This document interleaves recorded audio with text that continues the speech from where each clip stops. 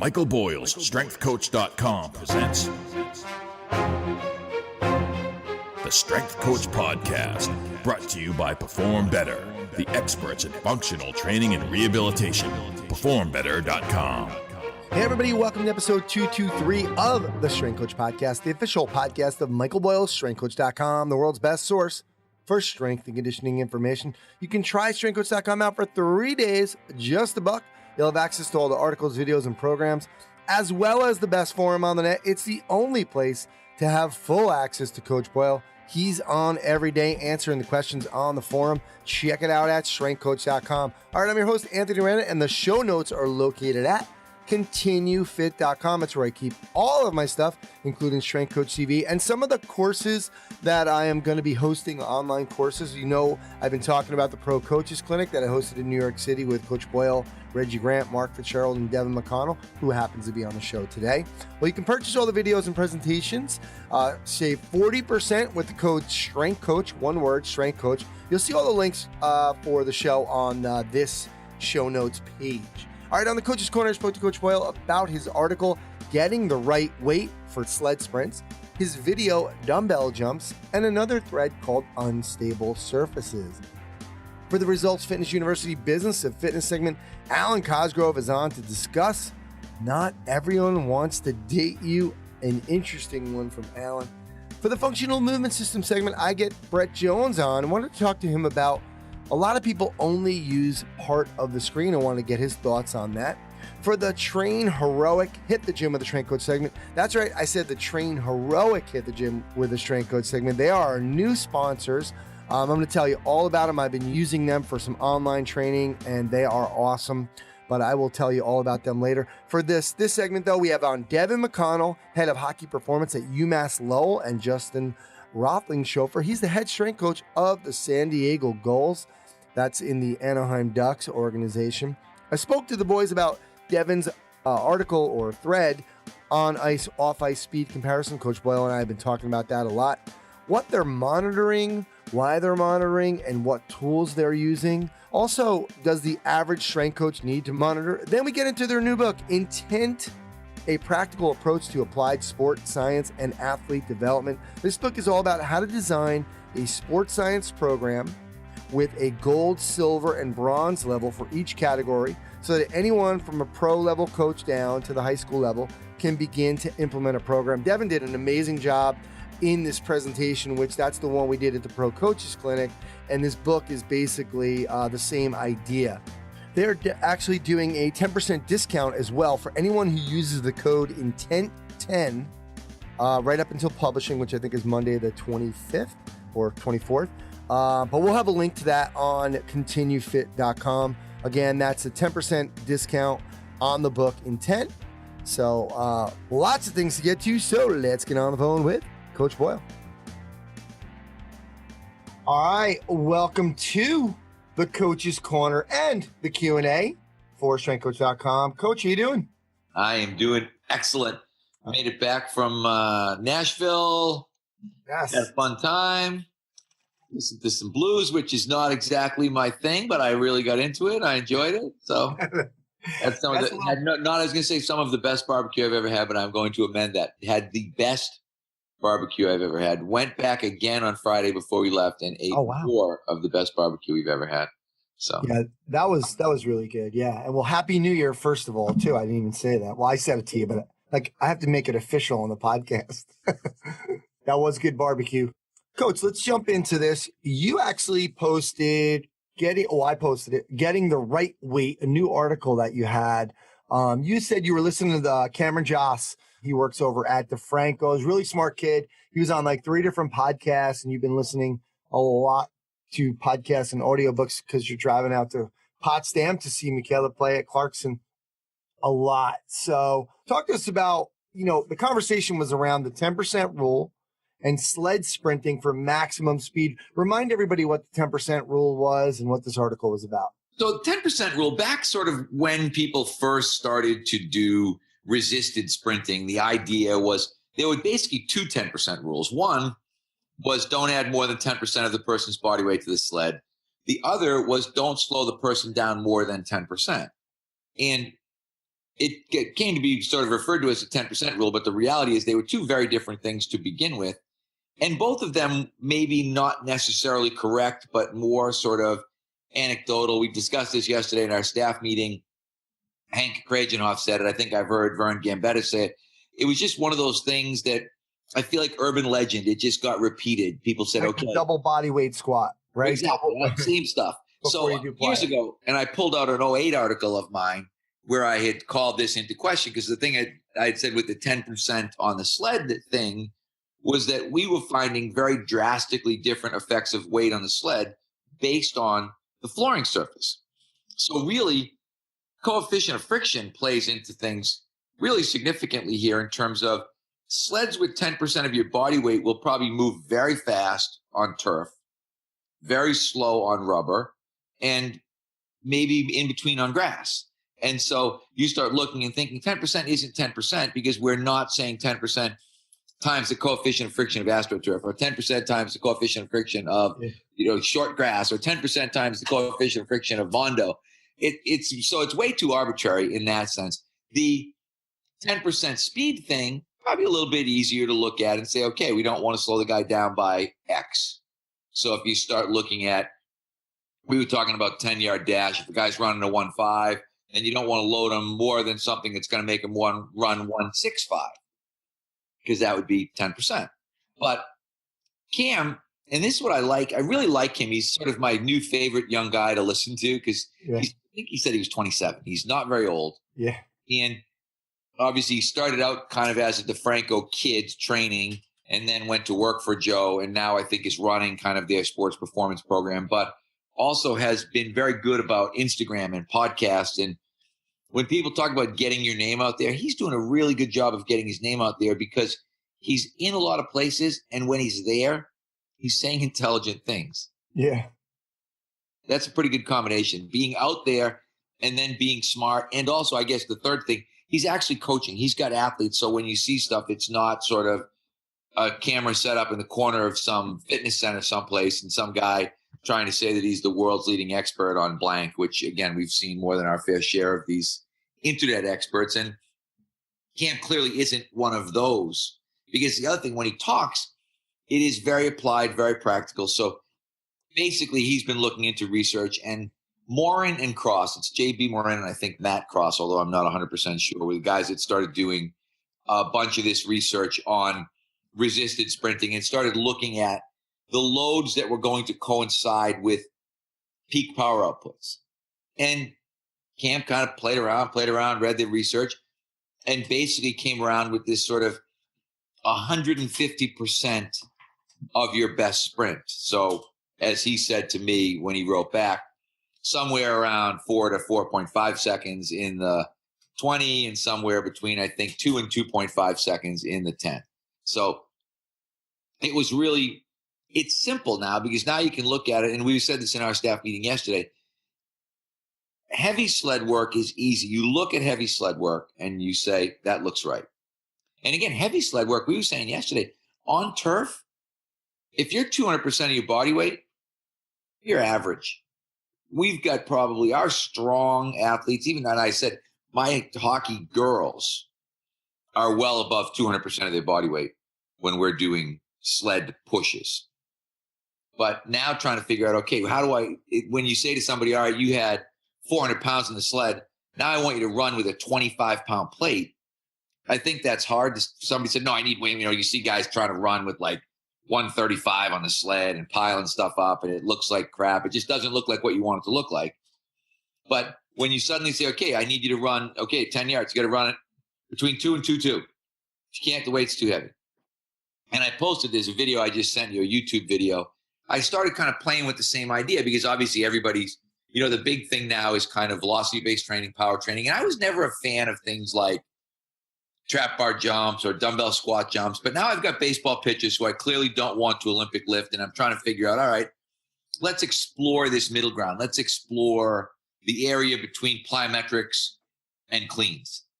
So I had Craig Breslow, one of my pitchers today. We started with unloaded trap bar jumps. And I just, probably same thing that Cam started with. I just arbitrarily said, let's see if you get 80% of your best vertical jump. Craig's best vertical jump is like 32 inches. So I said, we got to be looking for something around 24, 25.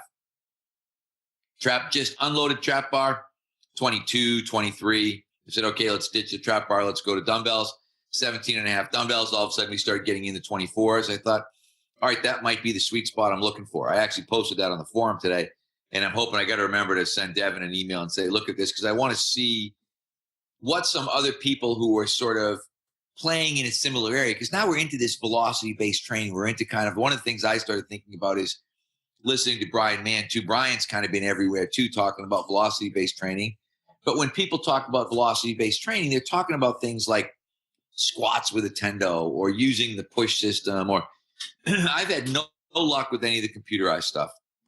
And I just think the tendos are expensive. It's tough to go and say, hey, I'm going to plunk down $1,000. And with the tendo, you need a bar. And I want to be able to do this stuff with dumbbells. So now I start looking and saying, maybe I'm just going to get on my jump mat and I'm going to see, and maybe it's not 80%. 80% is where I think it's going to be. But it'll be interesting to get some feedback from some guys like Devan and say, hey, this is no, actually, I think it should be 70. I think if you get 60, that's okay. I don't know what what's the weight? Where did you come up with this weight of, like, first you started out with the 45 pound, I just went down because it wasn't high enough. I said, okay, it's too heavy. So I lowered it down. And I think that was, and like I said, I arbitrarily set the bottom at 80. Because I didn't really know. I said, okay, we're going to grab. I was thinking, I've seen people trap bar jumping, with 135. I've seen all kinds of crazy stuff. But I was looking at it and saying, do I really want something that's going to be sort of slow and moderately explosive? Or do I want something that's going to be pretty explosive, that's going to give me something very similar to what I got? And I think that's one of the big things that we don't know. It's one of the big gray areas. What's the ideal load for power development? I think people throw all kinds of numbers around, but I'm looking at someone like Craig and thinking, what does he weigh? He weighs about 190, and he can probably deadlift in excess of, trap bar. He could do over 400 in the trap bar. So suddenly we're looking at a load it's about 10%. And again, now we get into the total system load idea. So if I say Craig can deadlift 400 and he weighs 190, and we start talking about moving that system, we're really talking about a system that weighs closer to 600. So when I say now it's 190 plus 40, it's 230 relative to 600. Now I'm up into the 30% range. And I don't know. I think the good thing is I'm hoping it'll promote some forum discussion and people will chime in and say, hey, I tried that with my guys and I think we could do X. So this is kind of the direction that I want to go. Let's tinker. And that's what I like about what Cam is doing. And I think this is what I'm sort of a little bit envious. Like he posted something about, we did 10 power skips for distance and our best guy did 59 yards. I was like, 59 yards? That's like 6 yards a skip. That's pretty darn good. So I think there's kind of, there's always, I think, trial and error, like with us, the rear foot elevated split squat test. If you don't start doing stuff and quantifying it, then you really probably don't get anywhere, or you just end up doing the same things over and over again. How much can he squat? What's his vertical? It's like we already know that stuff, but I think now we've got to look and think, okay, is there? And that's what I like. Remember, we talked about Greg Rose's talk last year where he was talking about sort of this jump as a percentage of this jump and right to left, and almost to the point of confusing me. I had to write stuff down, but I love the fact that Greg's another one of these guys who's out there thinking about, okay, what's making the best performer? And then how do we do a better job of making a better performer? Because that's really, I was talking to one of the athletes today and they were saying, well, what are you guys doing? I said, well, the reality is it doesn't matter how much Craig can deadlift. It matters how fast he can throw, and it really matters how accurately he can throw, actually. But the thing that we're going to be able to improve probably is velocity. I'm not going to be able to have any effect on accuracy at all, but I could have a mile an hour or two effect on velocity.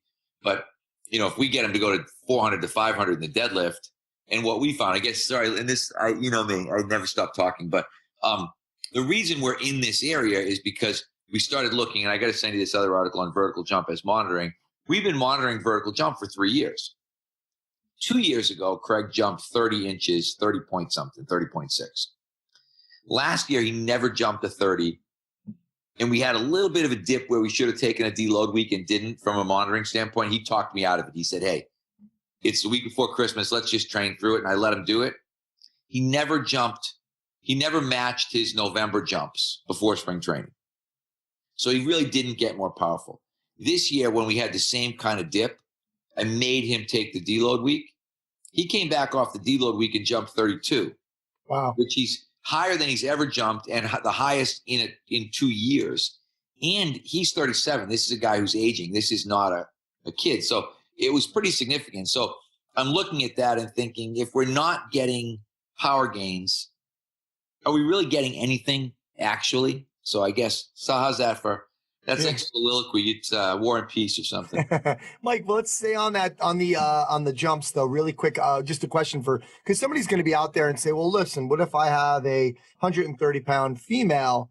I don't want to put the 17 and a half in her hand. That's what you were doing. What would you tell them? Like, that's why I was asking what Craig's weight was, relative to what the dumbbells should be. Right. So if you look at Craig, it's probably like 8% of his body weight, about roughly. Oh no, I'm sorry. 20, about roughly 20%. Yeah, I was looking at one of them. So again, it might be that 130-pound girl. It might be 12 and a half pound dumbbells.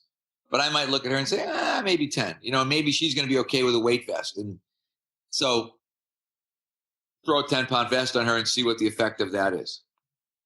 And I think that's one of the things that you really have to look at is how does it become more, I guess, relative and relevant as you move across the spectrum of people. Yeah. Go back to that really quick. The vest, though, 10-pound vest, because then you don't even have to worry. Yeah, but then she could use her arms, right? Yeah. But with the dumbbells. When you see the YouTube video I sent you, Craig is using his arms anyway. Oh, okay. Because the dumbbells are light enough where he's actually swinging them. And the other thing is I didn't tell him what to do. I just kind of said, okay, initially it was the trap bar, okay, just jump. And that's easy because your arms are going to obviously be straight at your side. Yeah. But then when I gave him the dumbbells, I didn't tell him to swing his arms, but he did. And this is one of the things I was saying that I love about the baseball guys, because I have these really talented, intelligent guys. Brez went to Yale, Jeremy Bleish went to Stanford, Rich went to Michigan. And so it's a lot of fun because they understand what we're trying to do and they're thinking about it and they give you feedback in terms of, hey, that was a good idea. Hey, I don't think that's a good idea. Yeah. So it makes it pretty interesting. That's cool. From a coaching perspective. Yeah. Coach, one interesting thing I think is I know it's going to create some more conversation was Miguel Salsa, hopefully I pronounced his name right, talking about unstable surfaces. It's kind of been taboo, right, to use it, but he's been working. He wanted to ask that, do you think standing on unstable surfaces can be a good addition to the system between mobility and stability work? Because he was talking about injury, working on some injury, post-injury stuff, right? Kind of return to play. I think he was really kind of going over a little bit. And you were saying you feel like that the anti-instability research is sketchy. Not enough research out there, I guess. They were using Dynadiscs, which were highly unstable, just trying to stand on, and that you don't want somebody standing on too unstable surfaces anyway. Talk to us about why you're starting to kind of feel like maybe this might be a good idea to use some unstable surfaces. Well, it's interesting because I think particularly where if you look at Miguel's situation, basketball, ankle sprains. So it would be someone saying, don't do any extra groin work in hockey. I'd be like, we're going to do some extra groin work because it's an area that we need to focus on. Yeah. I think I'd probably still be doing unstable surface stuff if there were more ankle injuries in ice hockey. And so I start looking at his and say, I just don't think, and Eric Cressy, I think, is one of the big studies that is sort of the anti-instability thing. But yeah, the whole thing was they looked at strength gain based on unstable surface training. And then they said unstable surface training does not help to gain strength. Because again, remember that we were coming out of the whole kind of BOSU stability ball, squats on the stability ball, squats on a balance board. And I always looked at that and thought, hey, it's a good way to have a light day. It's a good way to do some injury prevention work. It's not a strength thing. But yet I somehow went along with the crowd anyway and stopped doing it, which I think is interesting. And I would look at you and say, I don't really know why. But I would, as I analyze myself, I say probably because ankle sprains weren't a big deal for us. So we really weren't. It was not a major concern. I look at Miguel's situation and I think, no, if I was you, I would absolutely be, and I should post it. I've got a pretty good video of Trisha done one leg squatting with an Eric's pad on top of the box. And you definitely get some more frontal plane stabilization that you have to produce when you're doing that. And that was, God, who knows? Could have been 2000 and 2002 or something when I actually filmed the video. But I look at that and think that's probably still not a bad idea and something I would be, if I had basketball players, I'd be doing that. Yeah. But I think also the barefoot training thing kind of came into play as about the same time that backlash was coming on, right? Yeah. And the other thing, his video that he showed was some guy standing on 2 unstable surfaces. Now that makes no sense, as I said, unless you're a sailor, you're not going to be on 2 unstable surfaces or you're in an earthquake or something like that. But when you start talking about having 1 foot on the ground and having to stabilize, that's probably going to happen a lot in sporting situations. So I just think that it's one of those things that we should be considering / reconsidering, much like we do with a lot of other stuff. Yeah. It's funny because the golf world, not the golf fitness world, but more the golf instruction world has really, used those type of things where, there's these different factions within the golf instruction world, right? Different methods, but a lot of people have used those. I never did in my facility just because I just felt like that wasn't part of what I was doing anyway, wasn't part of my scope. But it's funny that the golf world used that a lot. And I think it would only, even to swing, to use your skill, it would be like a baseball player kind of trying to hit a baseball on unstable surfaces, I think would be ridiculous. Exactly. All right, Coach. Well, that's it for today. So thanks for doing this, and we'll talk to you next time. All right. Thanks for having me. Appreciate it. Hey, guys, I just want to remind you about Perform Better right now. It's the Spend More, Save More sale. 20% off any purchase of $150 or more, 15% off any purchase over $100, and 10% off any purchase over $50. That's combined with items that are actually 30% off already. So big savings right now at Perform Better. The next one-day seminar is in San Francisco, and that's going to be with Lee Burton, Charlie Weingroff, Martin Rooney, and Todd Durkin. That's on January 27th in San Francisco. You can check them out at performbetter.com for all their products and info on their educational seminars.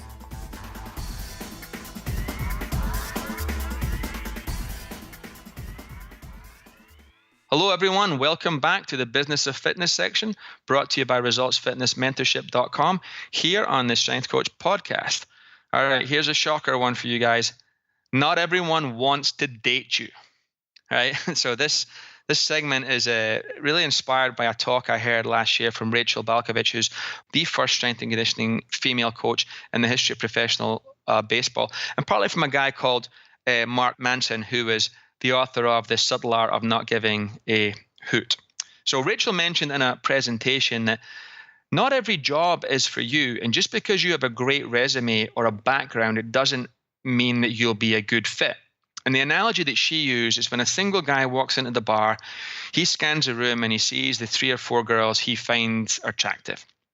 And they're probably doing the same, but it doesn't mean that they think he's attractive. So not all of them are interested. They might like tall guys and he's short or whatever. But the point being, even if he's a good guy or a good catch, it doesn't mean that everyone wants to date him. So similarly, just because you have all the qualifications and experience for the job, the business might be looking for something different than what you have. They just don't find you attractive for that role, right? They're just not that into you. Right? So this is an idea about getting a job, but it's the same thing when you're thinking about your clients, right? Or your prospects. Not everyone is a good fit, right? So in Mark Manson's earlier book, he called Models, he talked about this, that there are 4 categories of people, if you were single, that you were going to date. Now think about this not just as dating, think about it as attracting people for your business, right?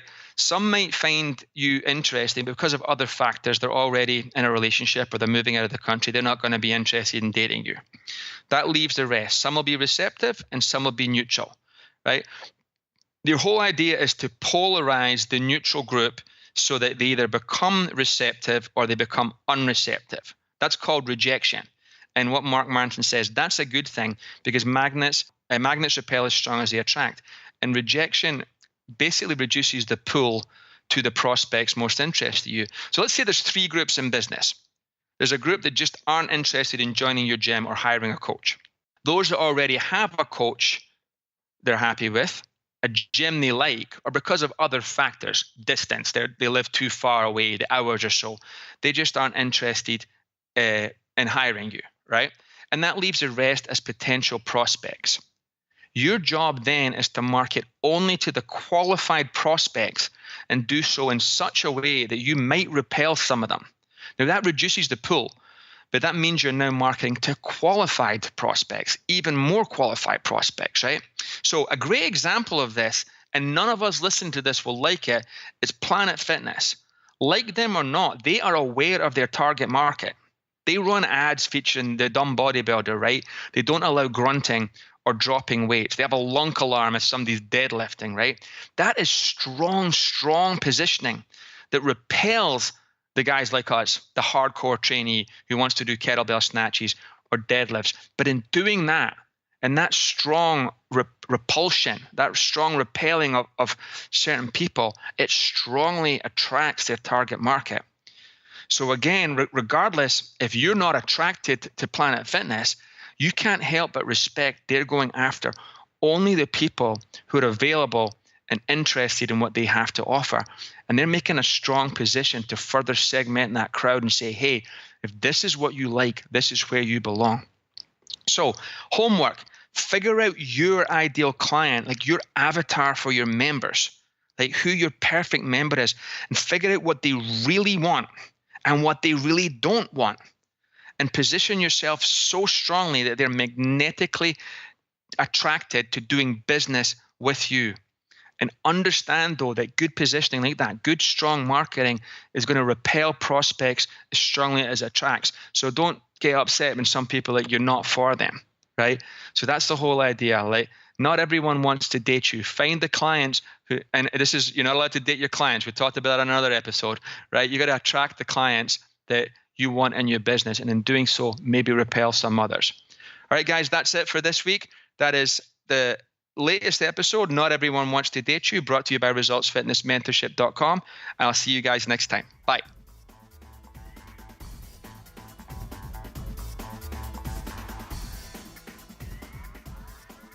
All right, now it's time for the Functional Movement System segment. A little different today because I had Brett Jones and I wanted to kind of be part of this. So, Brett, thanks for doing this.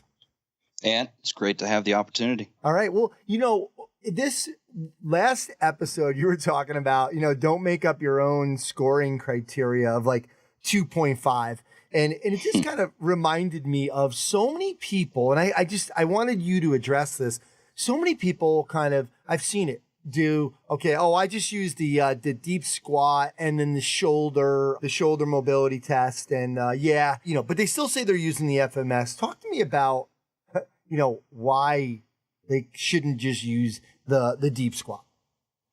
Well, there's a few different directions I can go on this. And Einstein said a thing should be as simple as possible, but no simpler.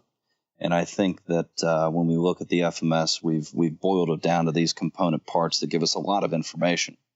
We look at the foot positions of function. We look at symmetrical stance, asymmetrical stance, single leg stance. We check upper and lower body reciprocal patterns. We have 2 different checks on motor controller stability, from trunk stability and rotary stability. So, no one movement captures all of that. And so you have to ask yourself, what are you willing to miss? If you're going to collect less information, you are going to miss things. And the screen gives us information on, first, what not to do. We're going to find some patterns that you can't access. And we're going to say, don't exercise that pattern right now. Do correctives for that. Regain the ability to access that pattern.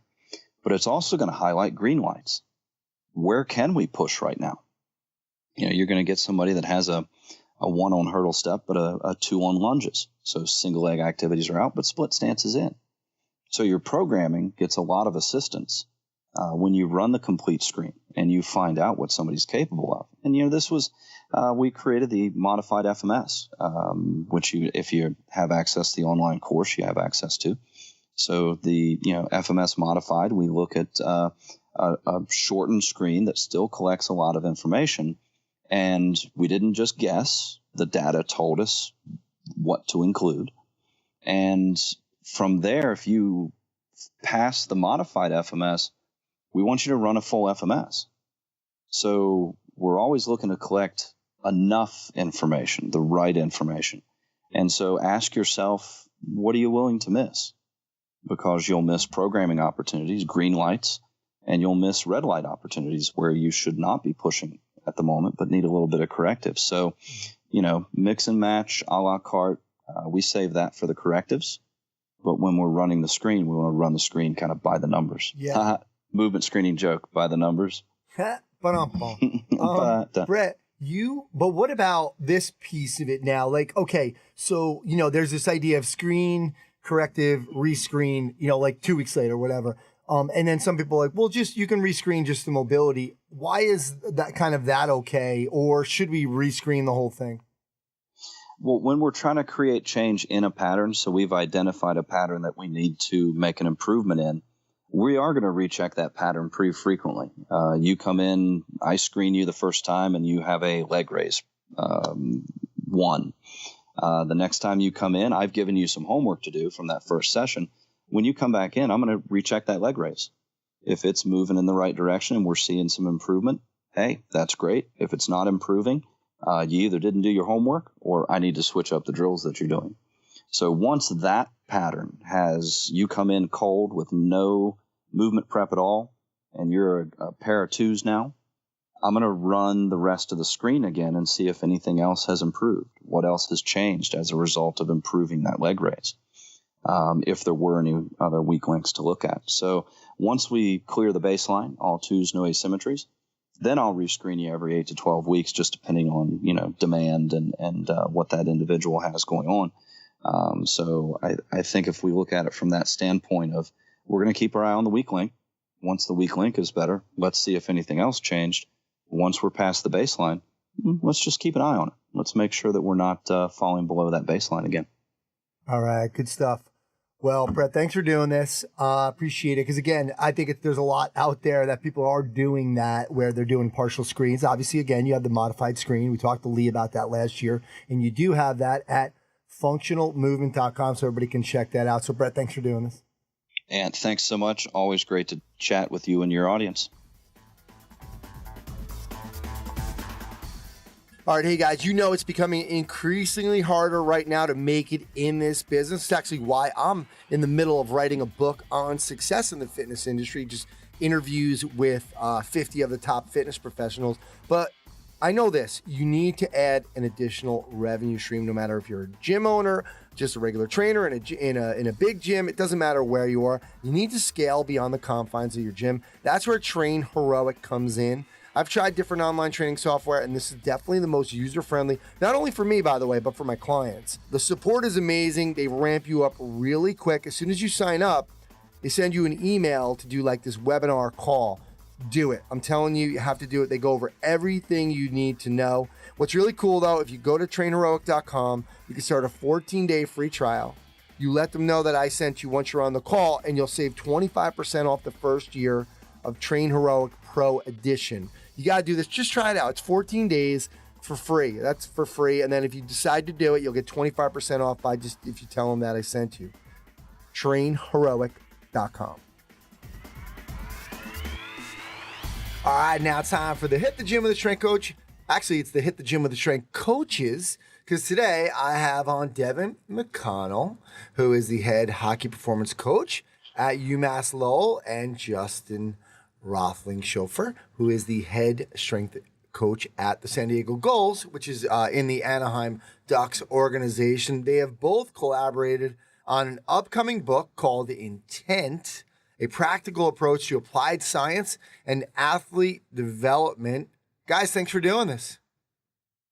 Thanks so much for having us, Anthony. Yeah, all right. Appreciate it. I'm excited because last month we had the Pro Coaches Clinic, and Devan was part of that. And I was just telling him his talk, 9 people sent back surveys, 5 stars. Every single person gave. It was such a great talk. And I think the main reason, besides, your charming personality, was this idea of application to, other people, to not just hockey strength coaches or high level coaches or people with a huge budget. And I know that's what this book is going to do. So, but before I get into the book, we gotta go with Devan first, because Dev, you wrote, you posted on strengthcoach.com on ice, off ice speed comparison thread, and it went crazy. And we got some high level responses, and but Coach Boyle and I have been talking about it a lot. Kevin Neild had a big response to it. I just want you to give everybody an overview, like to hear from the horse's mouth of this, what you did, and then some of the things maybe that you've taken away since kind of posting this, because again, there's been a lot of people chiming into this. Yeah, so I guess in a nutshell, what we did, or what I did, was we time and record 10-yard sprints in our weight room once or twice a week. We've been doing this. I stole this idea from Tony Holler, who's written a lot about it, about, time, test, and record, or rank and publish, he called it. And so we've been doing this since early in the summer, and we're still doing it in season. And we've always done sprint work, and we've always tried to get faster, but now we're recording it and we're putting the numbers out there. We did the same thing. I got a chance to time our guys on the ice in basically a goal to blue line sprint, which is about 20 yards. And I sort of put all those numbers together in a spreadsheet, and I ranked everybody, and I put it up there because it's really interesting to see that in our case, for the most part, if guys were really fast on land in the 10-yard sprint, they were one of our faster guys on the ice. But it wasn't necessarily a direct correlation. It wasn't across the board. We had some guys that were not very fast off ice who were very fast on ice. And we had some guys that were the opposite, that were really fast off ice, but not very fast on ice. That's where the thread started. And then it continued. I started to look at some more of our data from our jump profile information, and see what sort of, what kind of correlated and what matched up. And like you said, it really kind of blew up. Kevin Neild had a great response. He did some real sort of more in-depth sort of statistical analytics and looked at it. The gist of it, I guess, to me, was that skating is a really technical skill. And if you're a really poor skater, then no matter what type of horsepower or engine you have, that's going to show up on the ice.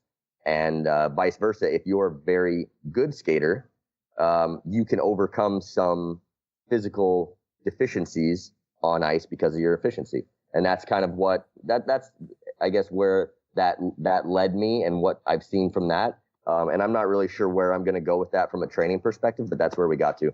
Yeah. Did you feel like, I think Coach Boyle was just talking about, there was a lot closer than we think, right? I mean, did you feel that way? Or, because I didn't really, I'm saying, look, but fast is fast. That guy beat that guy to the puck. How did you feel? Yeah, I mean, I think when he said that, and I kind of went back and looked, I think to some degree he was right. Like, basically what he was saying was that, when I ranked all of my players, that the first guy was, this fast, the last guy was that fast. If you took out maybe the 2 or 3 outliers on either end of that, the bell curve of my data, most of the guys were pretty much the same. From first, from the 4th fastest to the 24th fastest, they were roughly the same. The last 4 guys were slow. The first 4 guys were really fast. But otherwise, they were pretty close. And I think that that's probably true. But I do think, to some degree, you're still correct. Fast is fast.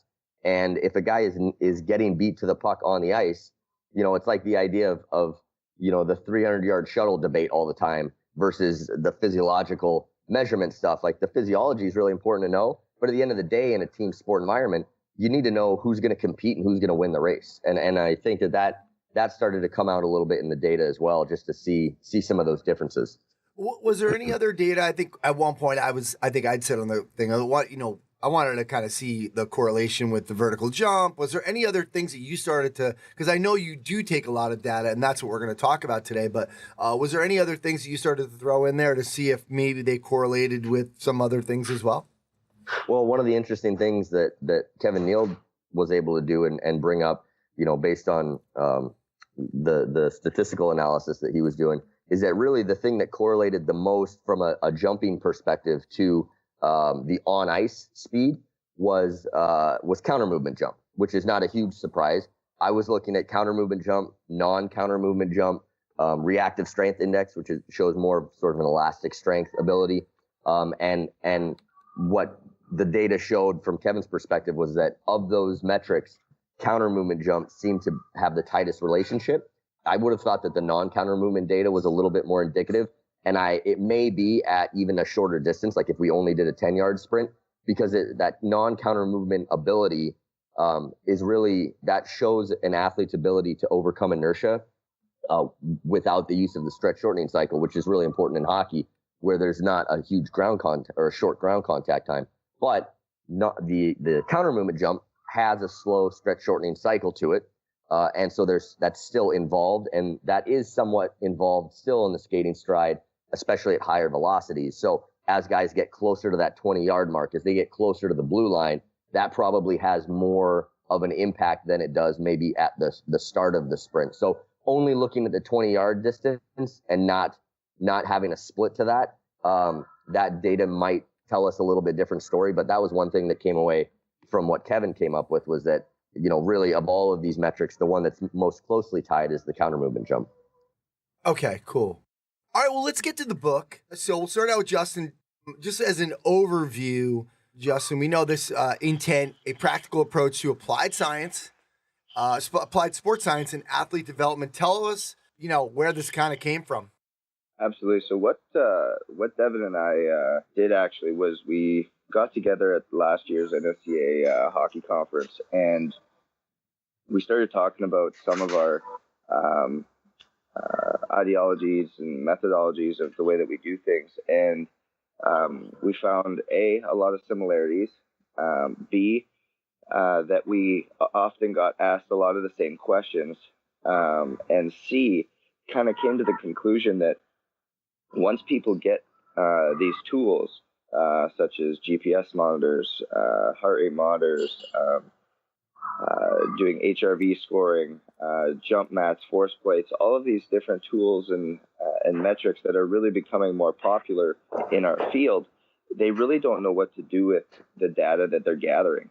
We talked periodically over the next probably 6 weeks, and we said, what if we just came together and put a book together that kind of helped outline this for people, or created a blueprint on how they could use this information more effectively in a practical way that could actually have an impact on their program and what they're doing. Not that it's just, hey, this is what I do, but it's actually having an effect on the decisions that are going on an everyday basis.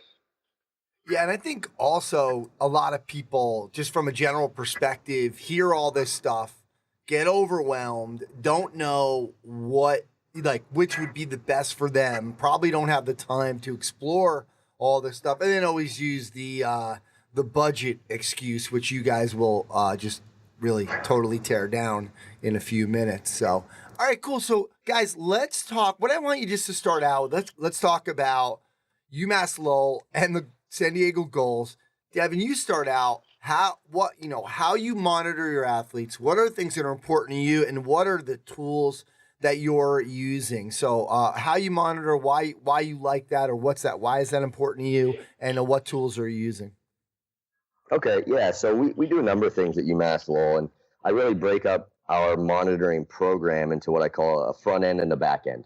The front end is really about having a better understanding of sort of where our athletes are physically, mentally, before we start training or practicing.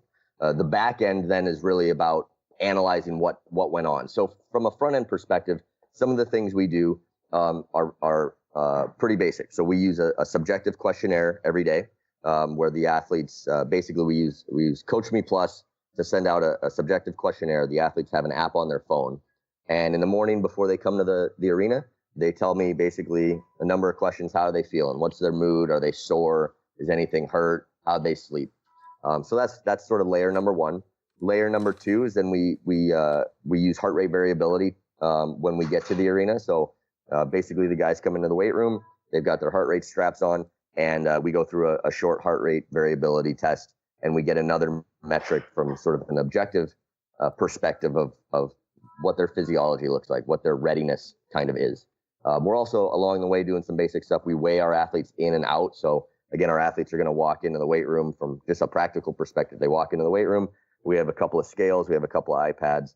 They weigh in. They punch that number in. All that data is going into my athlete management system on my computer, my Coach Me Plus system. So I'm able to visualize all that stuff right up front and see where we're at. That's kind of the front end perspective, and that's to gain a little bit better insight as to where our athletes are, so we can make some more informed decisions if we need to adjust training, if we need to adjust practice, or if we just want to look at that information over time and make sure we're getting what we want to get at a specific time. Within training, we use several different pieces of technology. I kind of briefly mentioned heart rate. We use heart rate monitors. We use Polar at this point, so we're using heart rate monitors in all of our training on and off the ice, as well as in games, to monitor training load and the physiological effect of training. We're also using velocity-based training in a lot of our lifting. So in our actual training sessions, we'll use GymAwares for some of our athletes, not all of them, to monitor velocity development, to prescribe and program based on speed zones instead of just worrying about load. So basically, when we have athletes that are kind of quote unquote strong enough, and we don't need to develop higher, levels of strength, but we need to shift our focus more from to a power perspective or a speed perspective, we'll use a GymAware to sort of gauge that and adjust what we're doing from that perspective. We use jump mats extensively, so we use just jump mats. Basically, from a monitoring perspective, we do a drop jump where we get a metric called RSI, which is reactive strength index. That gives us an indication of an athlete's central nervous system readiness. So we'll use that a little bit on the front end, and that will help us adjust some of what we're going to do. But we'll also use the jump mats as we reference the forum thread to get a lot of data on different types of jumps to paint a more holistic picture of each individual athlete from a force production standpoint. So basically, we develop a jump profile. We look at non-counter movement jumping, counter movement jumping, and that drop jump reactive strength index score, as well as unilateral jumping to look at asymmetries. And we get a picture of what that athlete is good at and not good at, and that will as well guide a little bit of what the athlete's going to do from a training perspective. So if their non-counter movement scores are really poor compared to their counter movement scores, we may be doing more sort of concentric only force production stuff, loaded box jumps, that type of thing. If their reactive strength index score is really poor, so they're very slow and they have a very heavy foot contact in the drop jump, we might be doing more short contact plyometric type stuff. So it just helps guide us a little bit in our training for what each individual athlete needs. Then on the back end, we're going to look at our data to get a better indication of what actually went on. So we had a plan going into training, or we had a plan going into practice. We'll look at our heart rate data after the fact and say, okay, is this actually what happened? We wanted a hard practice. Was it a hard practice physiologically? Or we wanted a recovery day. Was it actually a recovery load? How are our athletes adapting to that stress? We're also going to ask the athlete subjectively to do a session RPE score on the Coach Me Plus system. So we're also going to compare subjectively how they felt that practice or that training session was, or that game, relative to physiologically what it actually was. And that'll give us another layer of indication on overtraining or undertraining, and just gives us some more data to evaluate and make sure our athletes are where we want them to be and where we need them to be, or if we need to make some changes to make sure that they're as ready as possible to play on game day, or they're developing the way we want them to and need them to over time. Good stuff. Just a couple quick questions. Obviously, the questionnaire is every day. HRV is every day. You're weighing them every time they come in?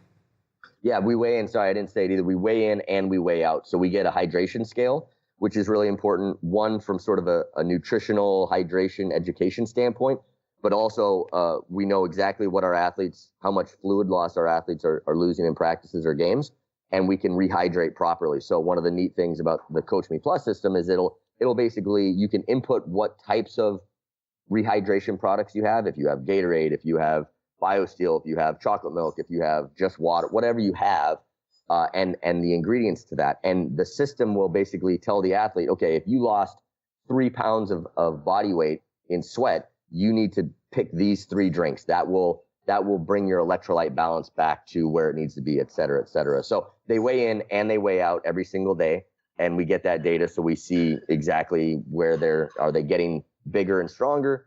Are they having hydration issues we need to manage, et cetera, et cetera? So it gives us another piece of information to manage. Okay, excellent. Justin, tell us what you're doing as far as monitoring, why, and what's important to you, and what are the tools you're using?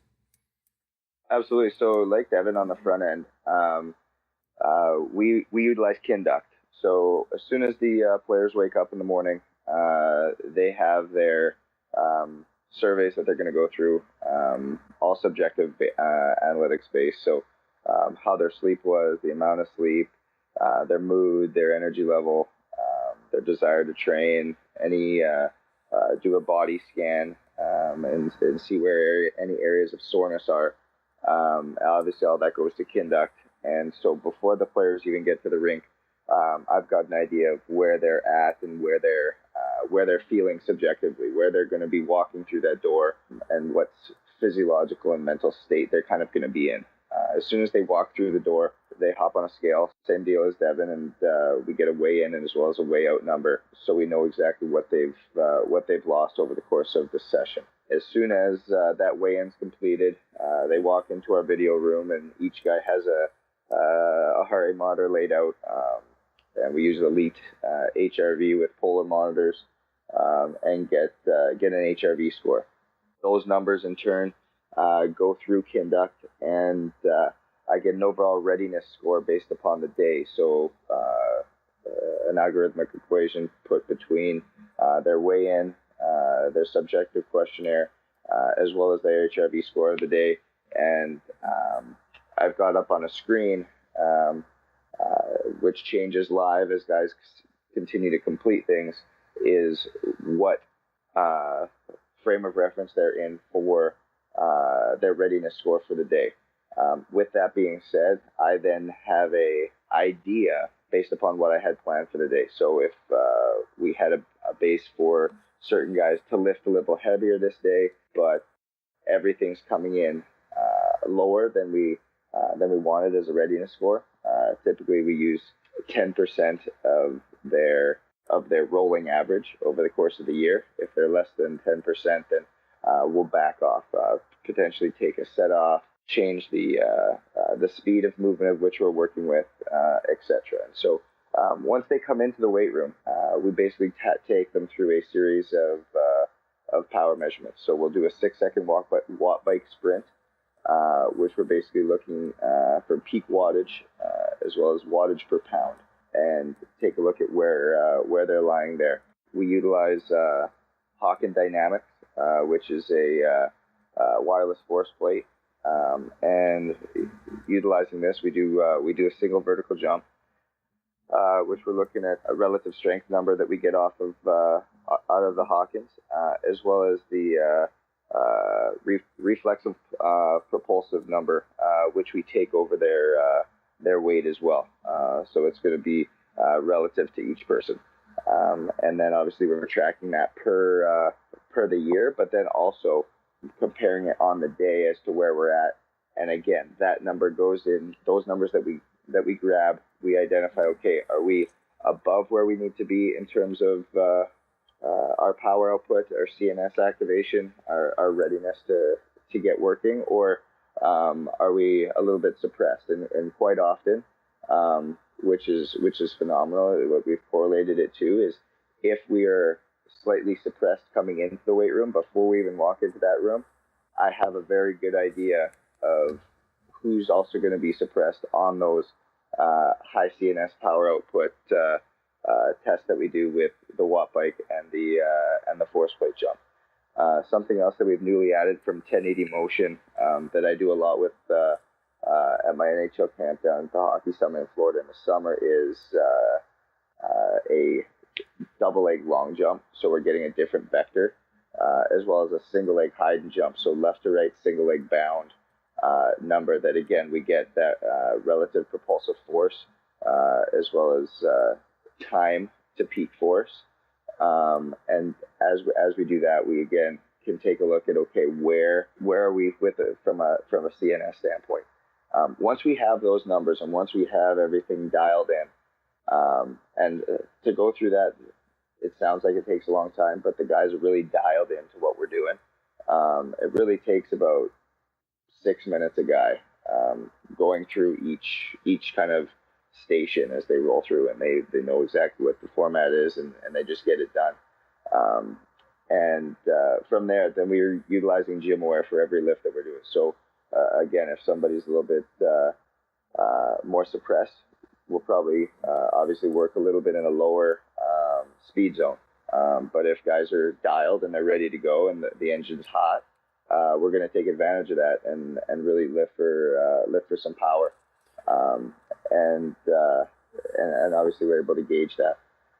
Once they get into the locker room, we then have our Zephyr monitors out, and we've used Polar Team Pro as well as Zephyr, both gauging the same thing, which is utilizing our GPS accelerometer data and our heart rate data. Sit down with our coaches at the end of every week.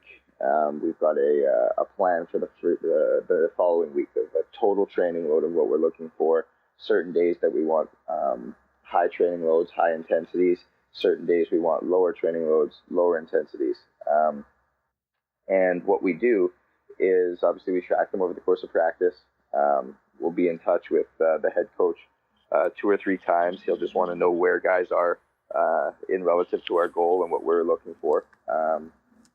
And at the end of practice, we'll see where we landed within each position. So based upon our goals for our goalies, our forwards, and our D-men, where we wanted to be, were we above, were we below, and go from there, and then readjust for the next day. So it's constantly collecting data, reviewing it, and then applying it to our sport, and ultimately athletic development.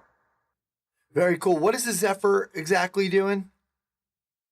So the Zephyr is heart rate GPS, utilizing the same gyroscope and accelerometer that's in a lot of those different monitors, whether it's Polar, whether it's Catapult, stuff like that. Okay. And you're doing HRV. I thought the HRV was kind of a thing that you were ideally supposed to do kind of when you wake up. You're doing it when they walk in? We're doing it when they walk into the locker room, correct.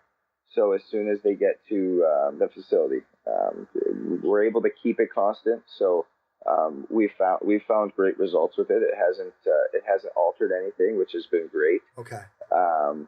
And what we were able to find with that is we're able to the compliance is a lot higher. If guys are taking the monitors home, you get into the fact of, oh, I forgot.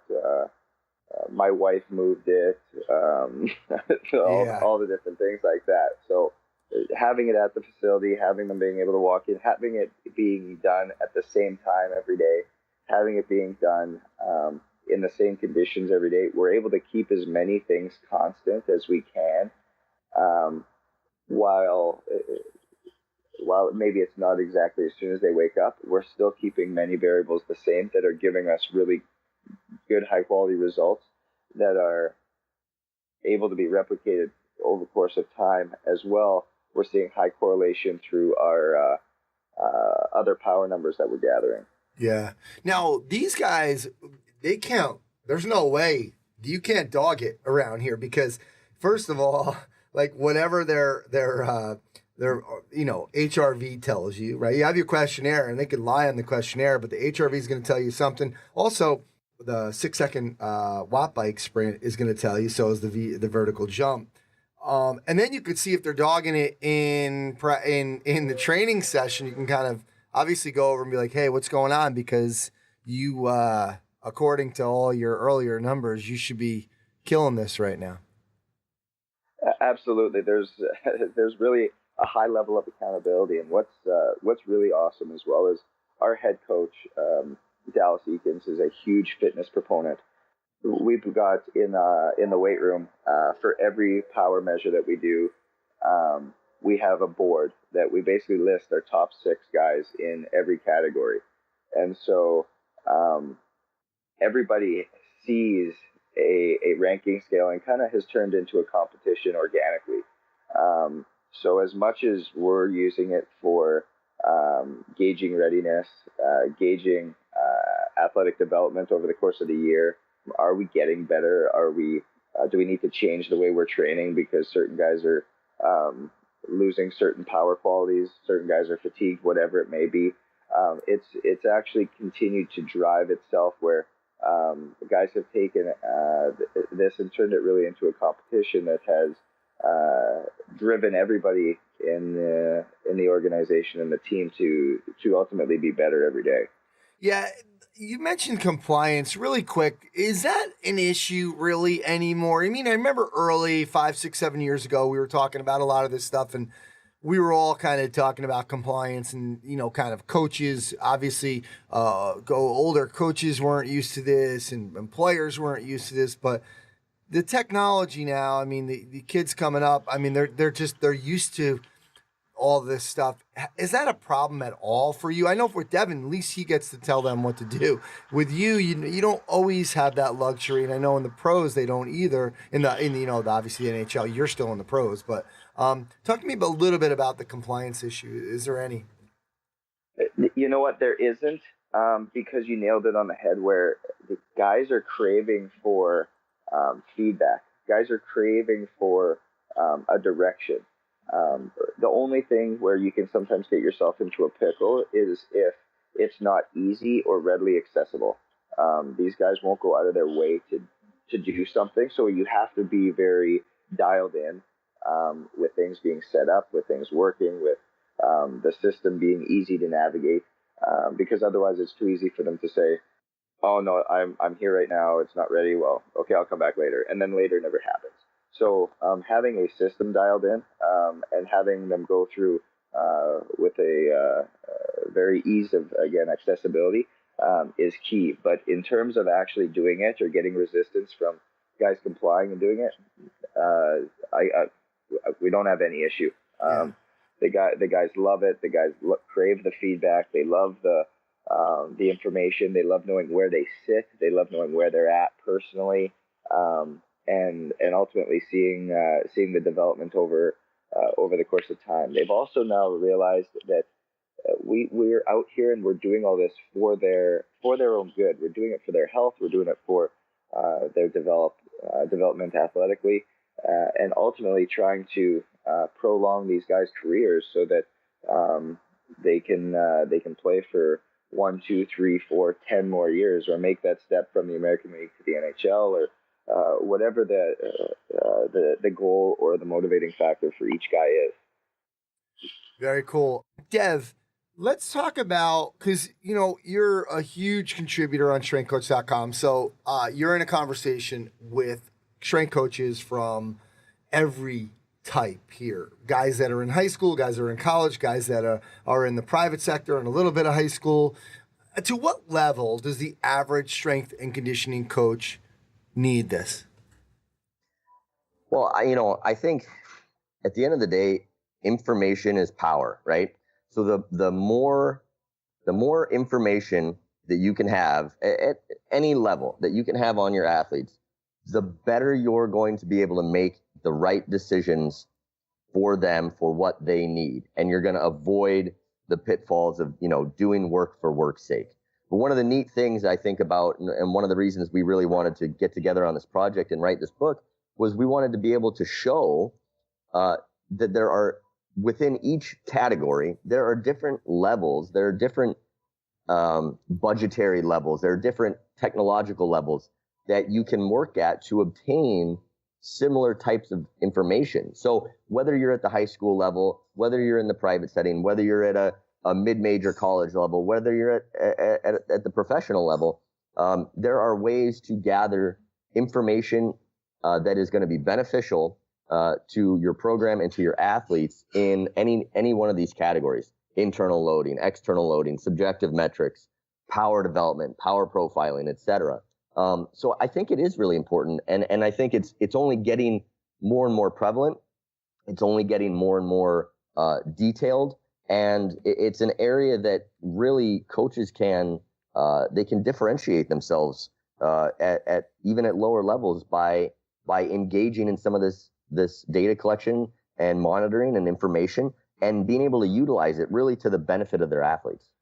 Good stuff. Well, I mean, that's what this book is for. That's what Intent is for. Intent is the name of the book. And let's talk a little bit about the direction that you guys were taking this. So, you mentioned to me some of the major chapters. Why don't we start there with an overview of some of the chapters, and I'll probably have you guys just take turns. So, Dad, why don't you start off with internal training load?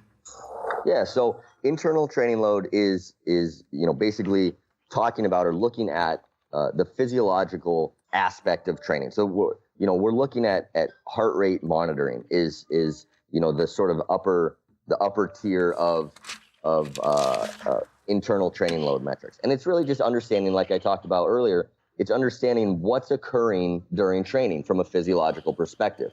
We will look at things like heart rate zones and percentage of time above, 90% or near max heart rate, and things like that to gauge or better understand the intensity of our on and off ice training. And really, for us in our setting, it's really, really important to be able to quantify what happens in practice and in games, because that's ultimately the biggest stressor that our athletes are under, is the load from practice. We practice every day, right? So internal training load is really about better understanding what's going on internally from a physiological perspective. Heart rate monitoring is sort of the top of the pyramid there. But even looking at things like session RPE and getting a training load score from athletes post-training is a really good way on the cheap, at a low budget, basically from a free perspective, of starting to quantify some of what's going on, and not just guessing at, was this a hard day? Was this an easy day? Being able to put a number to that, and then look at that over time and make more informed decisions about how to train, how to practice, how to manipulate. If you're in the private setting, having a better understanding of what your athletes are doing at practice, and not just guessing at, is the football coach really, running them into the ground, or are they not really working that hard? Now you have a better understanding just by gathering some basic session RPE information about the training load that the athletes are under from an internal perspective. Excellent. Justin, why don't you take external training load, another chapter? Absolutely. So the biggest thing there that we were looking at is that's when we start getting into the utilization of our GPS accelerometry. But then, like Devan was also talking, we put a little bit of our monitoring in the weight room, some of our power outputs, things of that nature. What you'll notice with some of these chapters as well is a lot of things start to overlap slightly, and you could have moved different topics into each category simply because that's the way things should work in a system. They should slightly start to bleed into other areas because they are all interrelated. So looking at like our GPS and our accelerometry data, you're looking at your distance covered. You're looking at your speed numbers.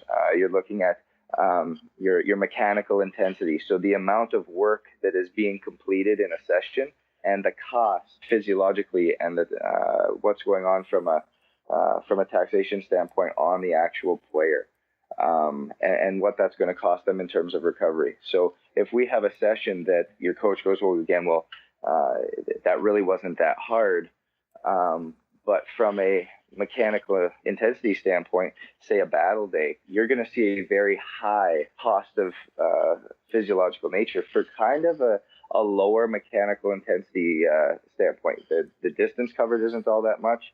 The speed zoning isn't really all that high.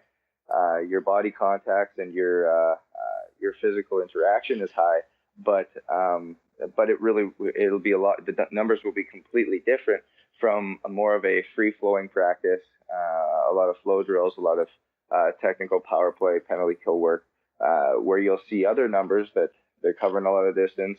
They're reaching some pretty high speeds, but the body contacts and contact zoning is much lower for a much lower physiological load for that session. So that's where we're able to get some of these external metrics and see them and use them effectively. That you have the gold, silver, and bronze. That sounds like levels for each category. That sounds like a lot of gold. What would be the bronze level on that?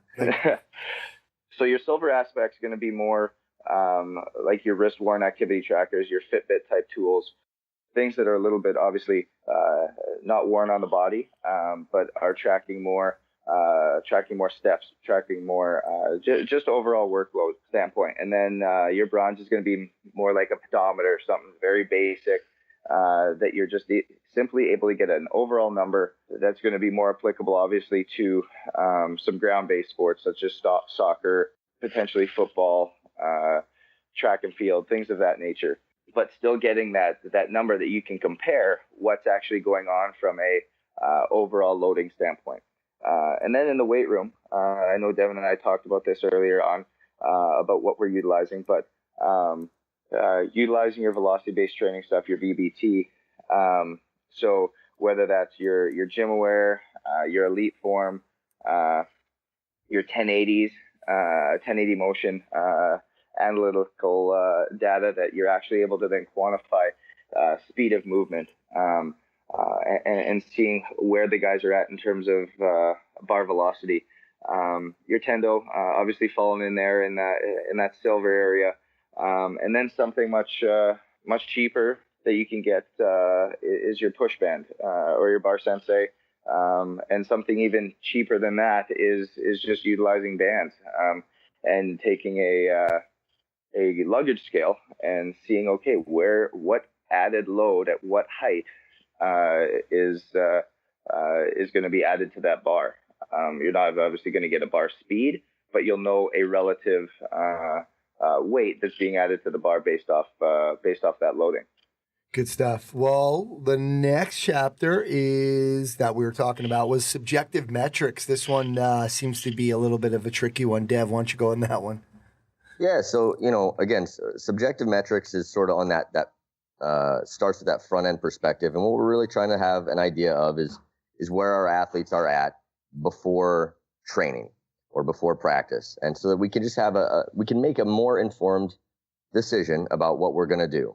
Justin talked a lot in depth about, whether an athlete's, suppressed or not is going to allow him to apply the right type of stress at the right time to help with development. So subjective metrics is, basically asking the athlete how they're feeling. Are they sore? What's their mood like? What's their, their intent to train? What was their sleep like? And kind of on the gold sort of standard, we're talking about, using an athlete management system, a software type program that is going to have a lot of this stuff built into it and readily accessible via, a smartphone app like we use. And then it is also going to be able to do some back-end analytics so that you're not simply looking at a number. An athlete might tell you that their score today on their fatigue level is a 3. Well, that's an important piece of information. But if you know that every single day they actually score themselves a 2, that's just kind of how they feel all the time, then actually a 3 might not be average. A 3 might be a really good day. So an athlete management system like Coach Me Plus or Conduct is able to do some of the back end kind of analytics to help you sort of better filter that information. That would be kind of at the gold level. The silver level is where an area that I've used before we got into using an AMS, and that's using Google Docs. That's free. It's online. You can build a wellness questionnaire that can be automatically emailed to your athletes or to your clients at a specific time, and the data that they fill in comes right back live, sort of in real time, and you get all of that same information that you would get with an AMS. You would get that basically for free using Google Docs and the various Google Forms, and with a little bit of back end work on your part, you can set up very similar sort of thresholds and very similar sort of analytics to have a better understanding and filter that information a little bit. But that's a really easy way and a free way to start to integrate some of this stuff. And then, again, very basic stuff that works, that is where we all started and is a great stepping stone, is pen and paper.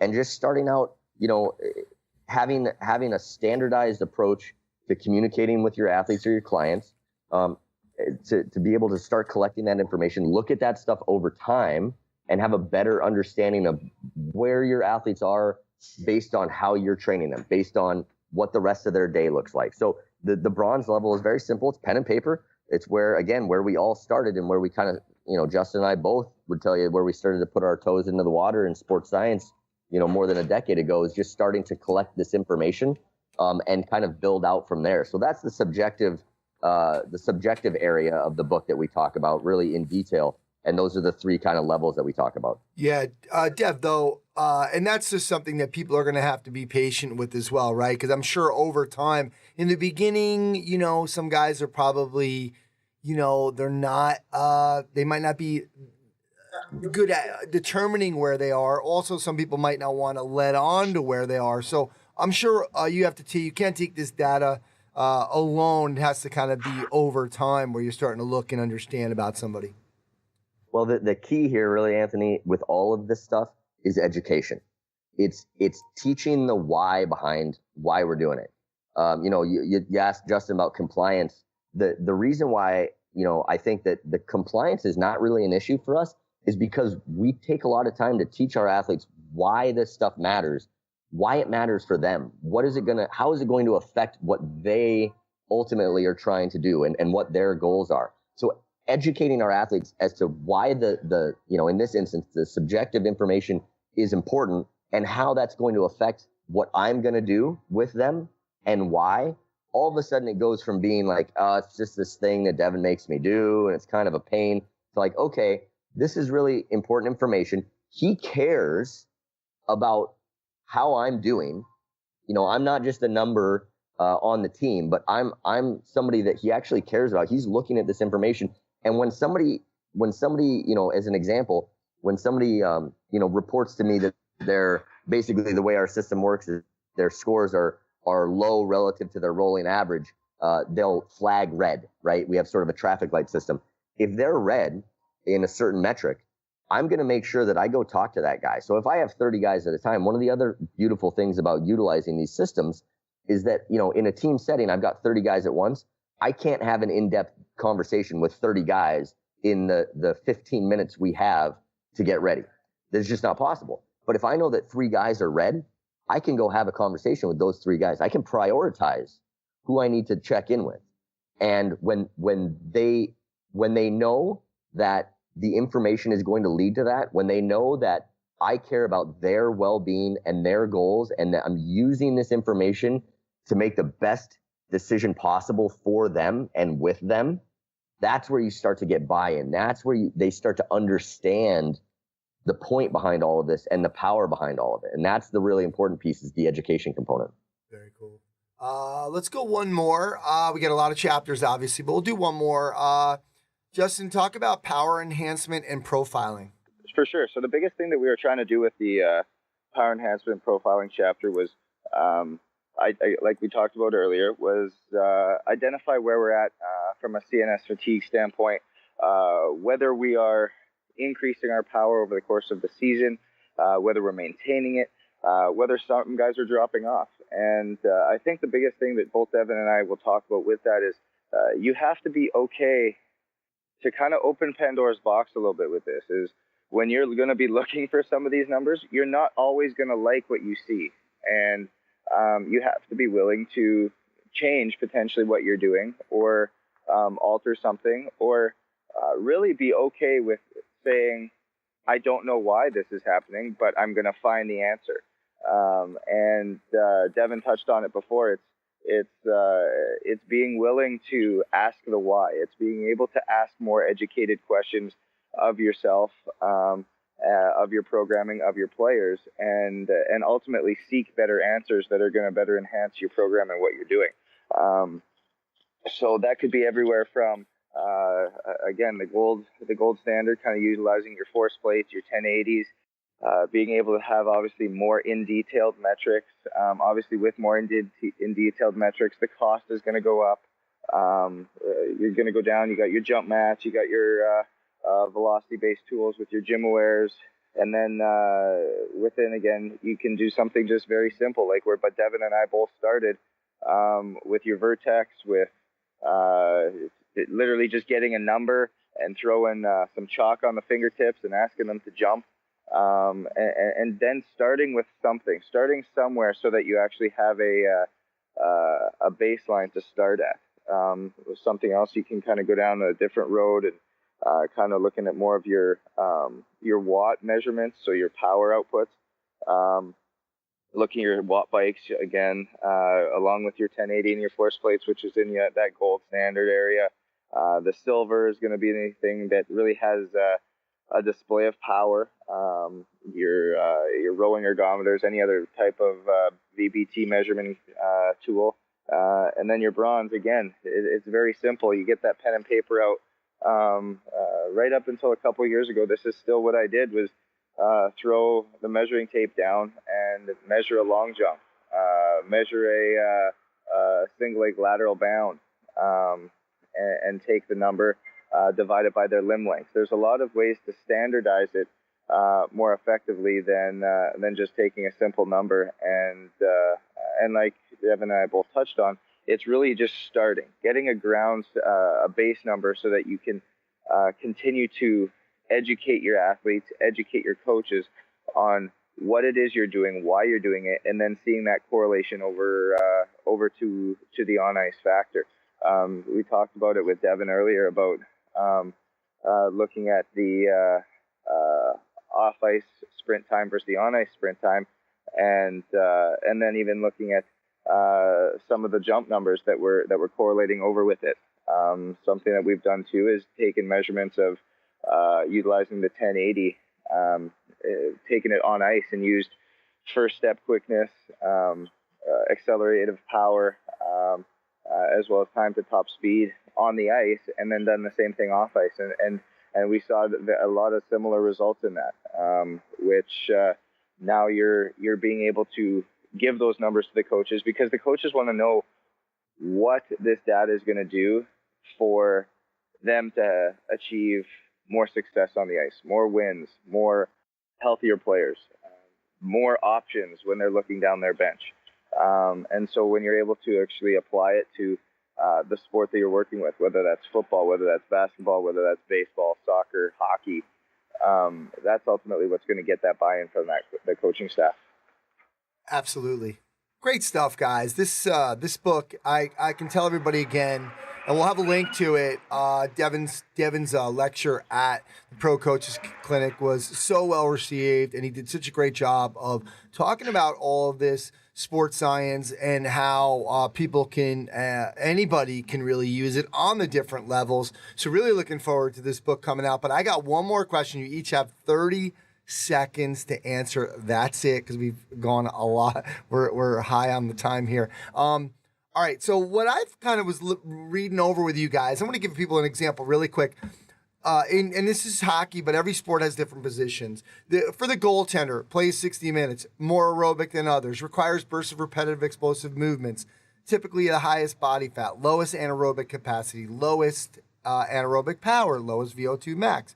Very technical. Now, forwards, top two lines play 20 to 22 minutes, average shift length of 43 seconds, 17 to 27 shifts per game, cover more distance than any other position, higher anaerobic demands than defensemen, typically higher VO2 max, and anaerobic power and power output, highest acceleration numbers. Defense, top defensive pairings play upward of 30 minutes. 23 to 32 shifts a game.